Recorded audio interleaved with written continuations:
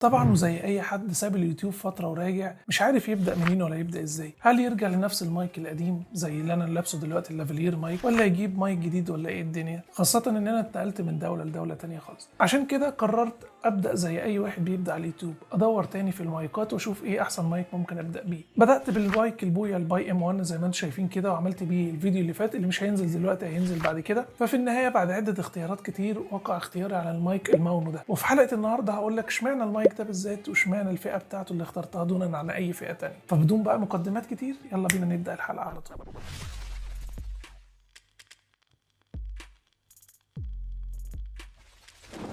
السلام عليكم ورحمه الله وبركاته، اهلا بكم في فيديو جديد مع عمر شاهين. ايه الاخبار يا جماعه؟ قبل ما نبدا وكعادتنا ما تنساش تصلي على سيدنا محمد وتجيب مشروبك لذيذ وتركز معايا. المايكات في منها انواع كتير جدا، ومش عايز اكون بكرر كلامي. اتكلمنا عن المايكات وعن تعديل الصوت في فيديوهات قبل كده، هسيبها لك في الاي اللي فوق دي. لو ما شفتهاش روح اتفرج عليها وتعالى كمل الفيديو تاني، او شوفها بعد ما تكمل الفيديو، مش تفرق معاك كتير. اللي متابعني عارف ان انا بقالي 6 شهور او 7.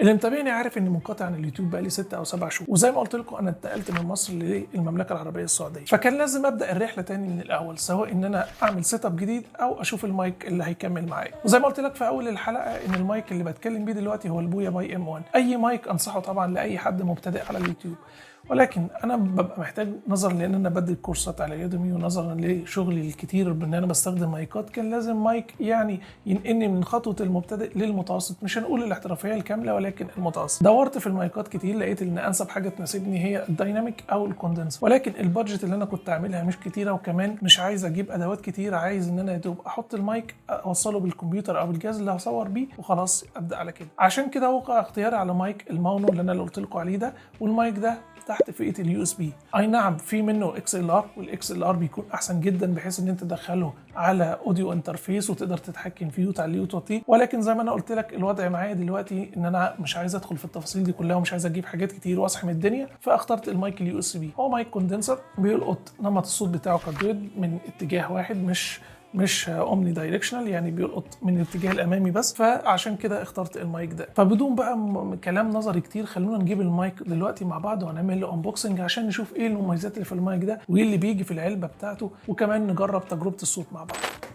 ايوه مش هكمل الحلقه انا لما اعمل له سبسكرايب، لا مش هكمل الفيديو غير لما اعمل له لايك وسبسكرايب. انت شايف الفيديو متعوب عليه قد ايه؟ ده المايك بتاعنا في العلبه بتاعته. نجيب السكينه اللي انا لسه شاريها. تمام،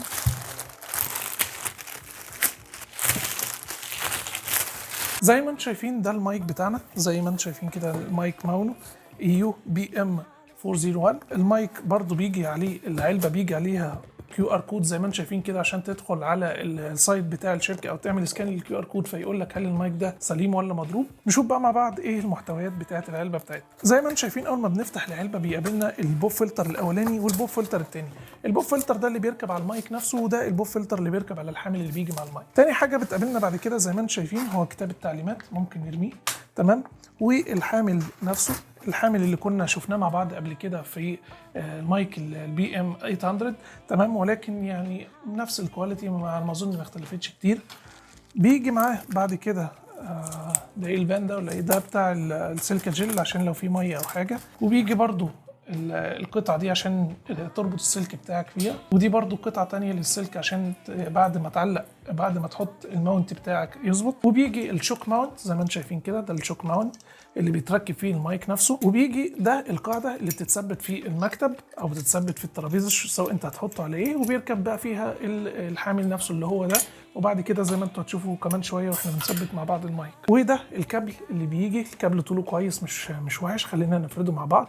ده الكابل من ناحيته يو اس بي تايب ايه اللي هو اليو اس بي العادي. ثواني هضرب عماير وجهي. ومن الناحيه الثانيه اليو اس بي تايب بي اللي هو بتاع لو عندك برينتر هتعرفه، هو نفس الكابل بالظبط اللي بيجي يركب في البرينترز. وده اليو اس بي تايب ايه العادي جدا. نرمي بقى العلبه على جنب عشان نتكلم نرمي العلبه على جنب عشان نتكلم عن اخيرا وليس اخيرا نجم الليله نفسه، وهو المايك الماونو بي ام 401 او 401. هو ده المايك زي ما انتم شايفين كده. المايك بيجي هنا بفتحه سماعه زيرو ليتنسي. يعني ايه؟ يعني لو انت وصلت السماعه بتاعتك اي نوع سماعه بمدخل 3.5 مللي هتحطه هنا بس كده، وتقدر تسمع صوتك مباشر من المايك نفسه، وده زرار ميوت عشان لو انت لايف ستريم. وده كان حاجه مهمه جدا من نقطه اختياراتي للمايك، ان انا اقدر اعمل مونترنج لنفسي عشان لو انا طالع لايف او بتكلم لايف زي ما انا قلت لكم بحكم الشغل بتاعي او بحكم ان احنا اللايفات ان شاء الله نعملها مع بعض بعد كده. وده عشان اقدر اعمل منه ميوت لو انا عايز اوقف، او لو في حد بيكلمني وانا مش عايز حد من الطرف الثاني اللي انا بتكلم معاه او الاودينس يسمعه، فبتك على زرار الميوت فيقف. خلونا بقى مع بعض دلوقتي نركب المايك واحده واحده مع بعض، وبعد كده نكمل او نختبر الصوت بتاعه. طيب اول حاجه بنبدا بيها هي الرجل بتاعته دي اللي قلت لكم من الاول بيدخل فيها الحامل.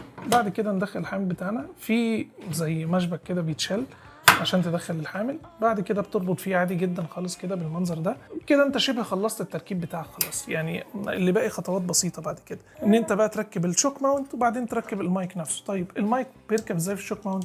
بسيط جدا، بتجيب المايك كده وتلف عليه كده لحد ما تلاقيه ركب من الناحيه دي او من الناحيه الثانيه على حسب المكان بتاعه. زي ما انتم شايفين كده بتجيبه من هنا تلفه ناحيه اليمين. بس اخر خطوه عندك بقى هي ان انت تعمل مانجمنت للكيبل بتاعك. زي ما قلت لكم الكيبل يو اس بي هو اللي بيدخل فيه هنا كده بالمنظر ده، والطرف الثاني بيروح عشان يوصل في اللابتوب او ايا مكان بقى الطرف. لو انت ما عندكش لابتوب في تحويله بتيجي كده دونجل بيبقى يو اس بي تايب اي لمايكرو يو اس بي اللي بيركب في التليفون. فممكن عادي، انا جربت الموضوع ده واشتغل، ممكن تصور بالمايك ده او تسجل بالمايك ده على التليفون بتاعك عادي جدا عن طريق ان انت تجيب الدونجل ده. هسيب لكم صوره ليه هنا كده. طيب زي ما انتم شايفين كده انا عملت سيت اب بسيط للميكروفون بتاعي. ممكن ما يكونش السيت اب الاخير، ممكن بعد كده اغير فيه براحتي. زي ما انتم شايفين الصوت زي ما احنا قلنا بيطلع بس بيسجل الصوت من هنا.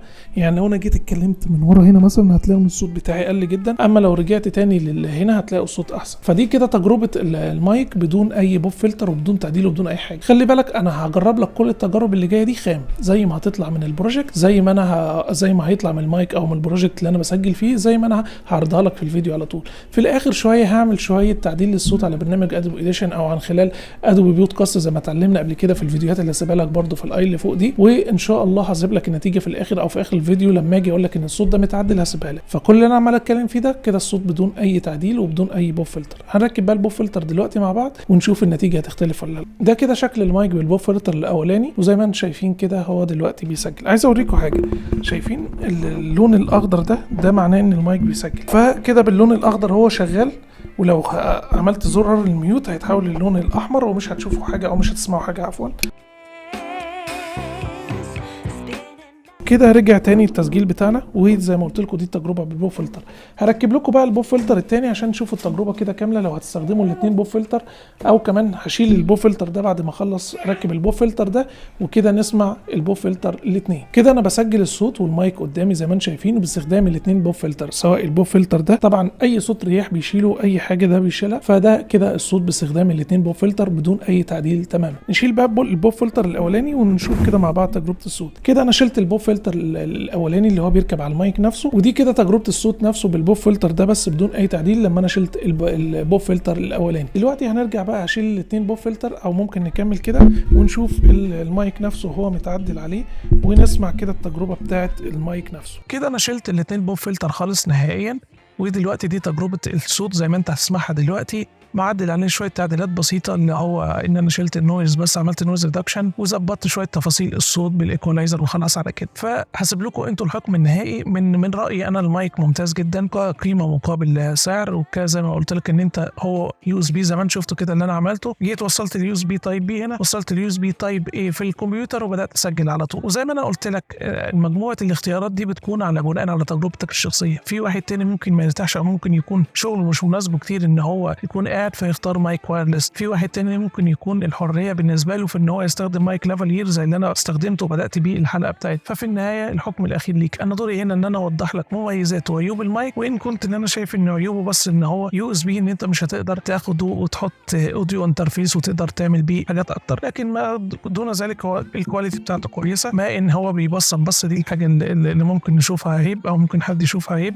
برضه الحامل بتاعه مش احسن حاجه، لكن زي ما بقول لك هو ده كله بيجي لك في باكج باكج واحد، انت ما بتحتاجش تجيب حاجه بعد كده. عايز تعمل ابجريد وتروح للحاجات اللي بعد كده زي مايكات الاكس ال ار ممكن تعمل. عايز انت تستخدم نفس المايك وتعمل له ابجريد في الحامل بتاعه، ليك الحريه بعد كده، ولكن انا شايف ان ده ممكن يحصل من عائد الاستثمار بتاعك. اخر حاجه حابب اقول لك عليها ان المايك هو احد عوامل ان الصوت يطلع كويس، لان انت حتى لو جبت احسن مايك في العالم هيحتاج تعديل صوت. وعشان تعرف ازاي بتعدل على الصوت سواء من على الكمبيوتر او الموبايل، انصحك تشوف الفيديو ده. ولو وصلت لهنا ما تنساش تعمل لايك وسبسكرايب وتفعل زر الجرس عشان تكون معانا في الفيديوهات الجديده اول باول. هستناكم ان شاء الله في الفيديوهات اللي جايه. سلام.